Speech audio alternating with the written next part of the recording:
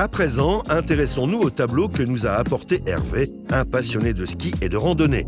C'est pour faire plaisir à ses proches, et notamment son épouse, avec qui il est marié depuis plus de 52 ans, qu'il souhaite se séparer de ce bien.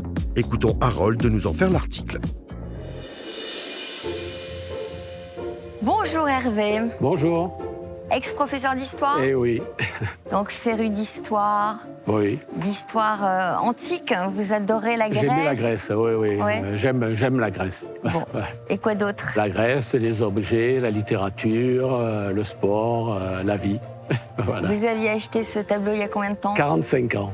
Et pourquoi le revendre aujourd'hui alors? Parce que nous allons quitter notre maison à Aix-en-Provence et qui prend beaucoup de place. Il est très beau dans un décor contemporain, mais il prend trop de place. S'il avait été plus petit, nous l'aurions gardé. Un tableau qui a l'air ancien, Effectivement. même s'il est en bon état. C'est un tableau ancien. Alors, est-ce que vous l'avez acheté dans cet état ou est-ce que c'est vous qui l'avez fait restaurer? Non, dans cet état. Vous l'avez acheté dans cet état. Donc c'est un tableau, effectivement, très ancien qu'on peut dater du début du XVIIe siècle Ah ouais. et qui a été restauré. Vous voyez déjà, il n'est pas sur sa toile d'origine, il a été marouflé sur une autre toile. On voit C'est-à-dire que j'ai levé le cadre. Vous avez enlevé le Parce cadre. que Bon. pour ce qu'il ait un aspect davantage moderne et contemporain. Oui, bien sûr.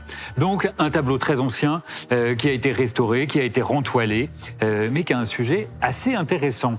Vous voyez ce personnage allégorique qui porte une couronne, qui porte un sceptre, qui porte une grappe de raisin, et on voit ici une indication sur son identité. Europe. Alors, Europe, dans la mythologie grecque, c'est une princesse phénicienne, d'où les attributs royaux, la couronne, le sceptre, les bijoux, l'armure.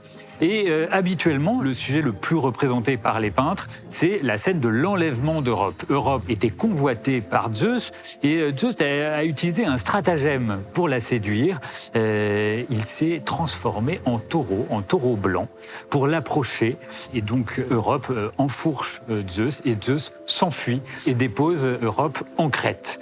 C'est également pour échapper à la vigilance de sa femme Héra, qui était très jalouse des multiples aventures de Zeus et qu'il a choisi ce déguisement de taureau pour séduire Europe. Alors, comment est-ce que j'ai pu dater du début du XVIIe siècle? Lorsqu'on regarde ce tableau, on est frappé par l'armure. Vous voyez un décor assez présent, des bijoux et des couleurs qui peuvent paraître un petit peu étonnantes. Vous avez du bleu turquoise, vous avez du rose. Il faut imaginer que au tout début du XVIIe siècle, les couleurs étaient beaucoup plus acides et ça correspond à un courant qu'on appelle le maniérisme. Le maniérisme qui apparaît à la toute fin de la Renaissance a un centre assez important en Europe, dans le centre de l'Europe, dans la région de Prague.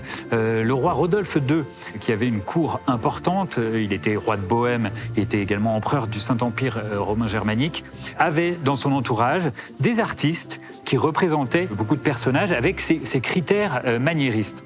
Le maniérisme, c'est aussi, donc ces couleurs un petit peu acidulées que je vous décris, et la ligne serpentine. Et vous avez ici, dans la composition, une très belle évocation de cette ligne serpentine. Vous voyez des formes vraiment mouvementées qui viennent en opposition avec la rigueur de la peinture de la Renaissance, qui s'inspire de pas mal de l'Antiquité gréco-romaine. Et là, nous avons des choses beaucoup plus audacieuses, donc avec ces lignes très mouvementées. Et on peut penser à un artiste qui s'appelait Bartholomeus Spranger, qui a travaillé à la cour de Rodolphe II et qui a fait des choses un petit peu dans cet esprit-là. Alors ce n'est pas un tableau de Bartholomeus Spranger, malheureusement, c'est probablement un peintre qui a vécu dans son entourage ou qui a vu certains modèles de gravure de Bartholomeus Spranger et qui s'inspire donc de cette ligne serpentine, de ces coloris et même de ces scènes. Les couleurs ont peut-être fané un peu, non? Oui, oui. Les couleurs sont devenues un petit peu plus ternes et effectivement, c'est un tableau qui a été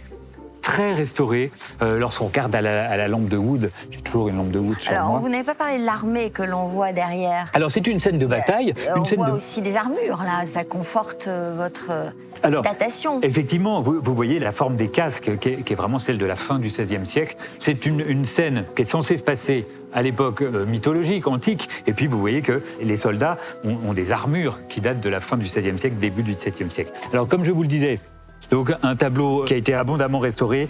Vous voyez, lorsqu'on regarde à la lampe de Wood, des traces noires qui nous indiquent qu'il y a des repeints un petit peu partout. Là voilà, vous voyez ici.